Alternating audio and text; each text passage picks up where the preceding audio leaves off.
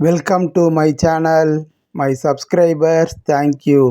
This video sponsored by Buy Mode Online Happy Shopping, Buy Mode E-Commerce Private Limited.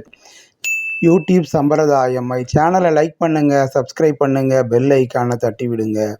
யாருக்காவது காலம் காத்திருக்குமா? காலம் யாருக்காவது காத்திருக்குமா? வீடு கட்டுறது என்பது வாழ்க்கையில் ஒரு முறை பலருக்கு.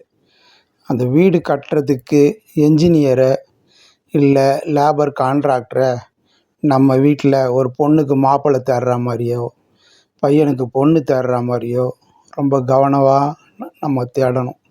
அதில் எந்த ஒரு தவறும் நடந்துடக்கூடாது. ஆமாம், வீடு பல தலைமுறைகளை பார்க்க போகிறது. வீடு, அந்த வீட்டை நாம் சிறப்பாக கவனத்தோடு கட்டுவோம்.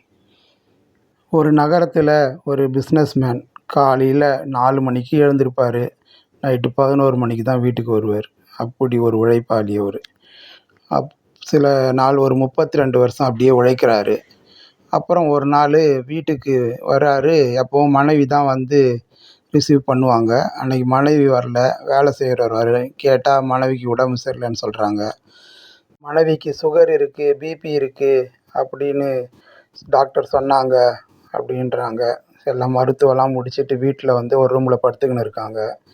அப்போது ஏசி இல்லாமல் ஃபேன் ஓடிக்கின்னு இருக்குது. அப்போ கேட்குறாரு, இல்லை 20 வருஷமாக அவங்க ஃபேன் மட்டும்தான் போடுவாங்க, ஏசி போட மாட்டாங்க அப்படின்னு சொல்கிறாங்க.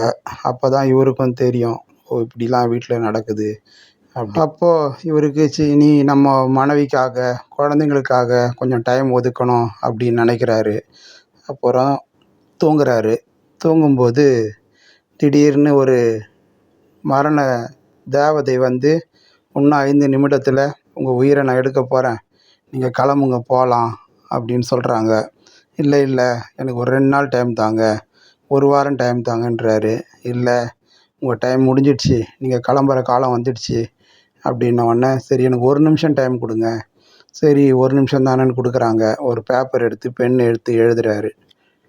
பேப்பரில் உங்கள் குடும்பத்துக்காக வாரத்தில் ஒரு நாளாவது நீங்கள் குடும்பத்துக்காக பயன்படுத்துங்க அப்படின்னு எழுதி முடிச்சுட்டு உயிர் போயிடுது.